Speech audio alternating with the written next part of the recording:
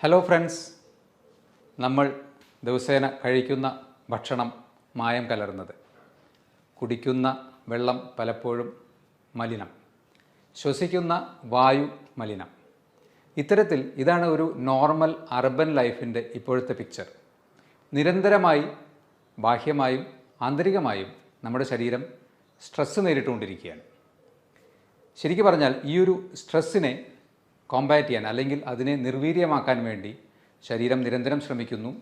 അതിൽ ഏറ്റവും പ്രധാനമായ രണ്ട് അവയവങ്ങളാണ്, ഒന്ന് നമ്മുടെ ലിവറും രണ്ട് നമ്മുടെ കിഡ്നീസും. നമ്മുടെ വൃക്കകൾക്ക് എന്തെങ്കിലും പ്രവർത്തന വൈകല്യം സംഭവിക്കുകയാണെങ്കിൽ അത് കുറച്ച് നേരത്തെ തിരിച്ചറിയാൻ സഹായിക്കുന്ന 10 പ്രധാനപ്പെട്ട ലക്ഷണങ്ങളാണ് ഞാൻ പറയുന്നത്. അതിൽ ഒന്നാമത്തേത്, നിങ്ങൾക്കെപ്പോഴും അമിതമായ ക്ഷീണം അനുഭവപ്പെടുക, അല്ലെങ്കിൽ എപ്പോഴും കിടക്കണം എന്ന തോന്നൽ, തളർച്ച. ഇതിന് കാരണം നമ്മുടെ ചുമന്ന രക്താണുക്കളെ ഉൽപ്പാദിപ്പിക്കുന്ന എരിത്രോപോയറ്റിൻ എന്ന ഒരു ഹോർമോൺ ഉൽപ്പാദിപ്പിക്കുന്നത് പ്രധാനമായും കിഡ്നിയിൽ വെച്ചാണ്. സ്വാഭാവികമായും കിഡ്നിക്ക് എന്തെങ്കിലും പ്രവർത്തന വ്യതിയാനങ്ങൾ വരുമ്പോൾ എരിത്രോപോയറ്റിൻ്റെ പ്രൊഡക്ഷൻ കുറയുന്നു, RBC പ്രൊഡക്ഷൻ കുറയുന്നു, ഹീമോഗ്ലോബിൻ്റെ അളവ് കുറയുന്നു.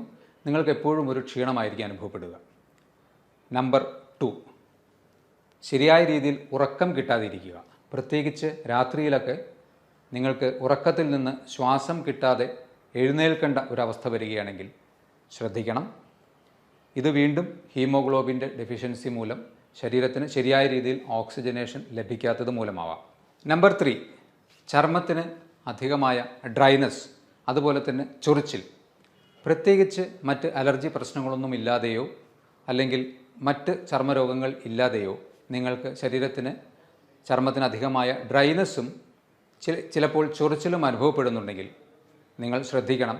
കാരണം നമ്മുടെ ശരീരത്തിലെ കാൽസ്യം, ഫോസ്ഫറസ് പോലെയുള്ള ന്യൂട്രിയൻസിൻ്റെ അബ്സോർപ്ഷൻ ഡിഫക്റ്റ് കാരണവും ഇംബാലൻസ് മൂലവും ഇത്തരത്തിലുള്ള പ്രശ്നം കിഡ്നി തകരാറ് മൂലം ഉണ്ടാവാൻ സാധ്യതയുണ്ട്.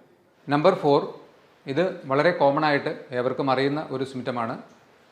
രാവിലെ എഴുന്നേൽക്കുമ്പോൾ കണ്ണുകൾക്ക് താഴെ ചെറിയ തടിപ്പും നീരും പോലെ കാണപ്പെടുന്നത്. ശരീരത്തിൽ നിന്ന് അധികമായി പ്രോട്ടീൻ, സോഡിയം ഇവയൊക്കെ കിഡ്നിയുടെ തകരാറ് മൂലം നഷ്ടപ്പെടുന്നത് കൊണ്ടാണ് ഇത്തരത്തിൽ നീര് വരുന്നത്. ഇതും കിഡ്നി ഫങ്ഷനുമായി റിലേറ്റഡ് ആയിട്ടുള്ള ഒരു ലക്ഷണമാണ്. നമ്പർ 5, രാത്രികാലങ്ങളിൽ അധികമായി മൂത്രമൊഴിക്കണം, ഇടയ്ക്കിടെ എഴുന്നേറ്റ് മൂത്രമൊഴിക്കാൻ പോകുന്ന ഒരു ടെൻഡൻസി. ഇങ്ങനെ കാണുകയാണെങ്കിൽ നിങ്ങൾ തീർച്ചയായും കിഡ്നിയുടെ ഫങ്ഷനുമായി റിലേറ്റഡ് ആയിട്ട് ഒന്ന് ആലോചിക്കേണ്ടതാണ്. ഇത് ചിലപ്പോൾ പുരുഷന്മാരിൽ പ്രോസ്റ്റേറ്റ് ഗ്രന്ഥിയുടെ വീക്കം മൂലം BPH എന്ന അസുഖത്തിലും, അതുപോലെ തന്നെ റിപ്പീറ്റഡ് ആയിട്ടുള്ള യൂറിനറി ഇൻഫെക്ഷൻസ് വരികയാണെങ്കിലും ഈ ഒരു അവസ്ഥ ഉണ്ടാകാം. പക്ഷേ BPH അല്ലെങ്കിൽ പ്രോസ്റ്റേറ്റ് ഹൈപ്പർട്രോഫി നിങ്ങൾക്കൊരു അൾട്രാസൗണ്ട് സ്കാനിലൂടെ നിർണ്ണയിക്കാൻ പറ്റും. അതുപോലെ തന്നെ യൂറിനറി ഇൻഫെക്ഷൻ ആണോ എന്നുള്ളത് യൂറിൻ റൂട്ടീൻ എക്സാമിനേഷൻ ചെയ്താലും നമുക്ക് പിടികിട്ടും. നമ്പർ 6, മൂത്രമൊഴിക്കുമ്പോൾ അധികമായി ക്ലോസറ്റിൽ പത പോലെ കാണപ്പെടുക. കൂടുതലായി പ്രോട്ടീൻ മൂത്രത്തിലൂടെ നഷ്ടപ്പെടുമ്പോൾ, നമ്മുടെ മുട്ടയുടെ പ്രോട്ടീനോട് സമാനമായ രീതിയിലുള്ള പ്രോട്ടീനാണ്, അത് മൂത്രത്തിലൂടെ അധികമായി നഷ്ടപ്പെടുമ്പോൾ ഇത്തരത്തിൽ പത കാണാൻ സാധ്യതയുണ്ട്. എന്നാൽ ഇവിടെയും നിങ്ങൾക്ക് 2-3 കാര്യങ്ങൾ ഇത് ശരിക്കും കിഡ്നിയുടെ തകരാറ് മൂലമാണോ എന്ന് തിരിച്ചറിയാൻ വേണ്ടി സഹായിക്കും. നിങ്ങൾ അമിതമായി എക്സസൈസ് ചെയ്യുകയാണെങ്കിലോ അധികമായി പ്രോട്ടീൻ റിച്ച് ആയിട്ടുള്ള ഭക്ഷണം കഴിക്കുകയാണെങ്കിലോ ചില മരുന്നുകളുടെ ഉപയോഗം മൂലമോ, പ്രത്യേകിച്ച് സ്റ്റിറോയിഡ് പോലെയുള്ള മരുന്നുകളുടെയൊക്കെ ഉപയോഗിക്കുന്ന അവസ്ഥയിലും ഇത്തരത്തിൽ മൂത്രത്തിൽ പത കാണാൻ സാധ്യതയുണ്ട്. അപ്പോൾ ഈ കാര്യങ്ങൾ കൂടി ഇവാലുവേറ്റ് ചെയ്തിട്ട് വേണം ഇത് ശരിക്കും കിഡ്നിയുടെ തകരാറാണോ എന്ന് ചിന്തിക്കുവാൻ വേണ്ടി. അതും ശരിക്കും പറഞ്ഞാൽ മൂത്രമൊഴിച്ച് ഫ്ലഷ് ചെയ്തതിന് ശേഷവും കുറച്ച് നേരം കഴിഞ്ഞാലും ക്ലോസറ്റിൻ്റെ വശങ്ങളിൽ പത പോലെ പറ്റിപ്പിടിച്ചിരിക്കുന്നുണ്ടെങ്കിൽ തീർച്ചയായും നിങ്ങൾ കിഡ്നി റിലേറ്റഡ് ആയിട്ടുള്ള ടെസ്റ്റുകൾ ചെയ്യുക. അതിൽ തന്നെ ഏറ്റവും എളുപ്പത്തിൽ യൂറിൻ മൈക്രോ ആൽബുമിൻ പോലെയുള്ള ടെസ്റ്റുകൾ ചെയ്ത് നോക്കുക. നമ്പർ 7, വിശപ്പ് കുറവ്. ഇത് വീണ്ടും ശരീരത്തിൽ അമിതമായി ടോക്സിൻസ് പുറന്തള്ളപ്പെടാതെ കിഡ്നിയുടെ തകരാറ് മൂലം നിൽക്കുന്നത് കൊണ്ട് നമുക്ക് സ്വാഭാവികമായും വിശപ്പ് കുറവായി അനുഭവപ്പെടാം. നമ്പർ 8, മൂത്രത്തിൽ രക്തത്തിൻ്റെ അംശം തോന്നുക. മൂത്രത്തിന് കളർ ഡിഫറൻസ്, ഡാർക്ക് യൂറിൻ, മഞ്ഞയിൽ കൂടി കുറച്ചുകൂടി ഡാർക്കായിട്ടുള്ള യൂറിൻ കാണുകയാണെങ്കിൽ RBC എന്ന കണിക മൂത്രത്തിലൂടെ നഷ്ടപ്പെടുന്നത് കൊണ്ടായിരിക്കാം. ഇത് വീണ്ടും നമ്മുടെ കിഡ്നീസിൻ്റെ അടിസ്ഥാനപരമായ ആ അരിപ്പ പോലെയുള്ള സംവിധാനത്തിൽ വിള്ളലുകൾ വന്ന് ശരീരത്തിലേക്ക് തിരിച്ചെടുക്കേണ്ടതായിട്ടുള്ള RBC മൂത്രത്തിലൂടെ നഷ്ടപ്പെടുന്നത് കൊണ്ട് മൂത്രത്തിന് അമിതമായ കളർ ഡിഫറൻസ് വരാൻ സാധ്യതയുണ്ട്.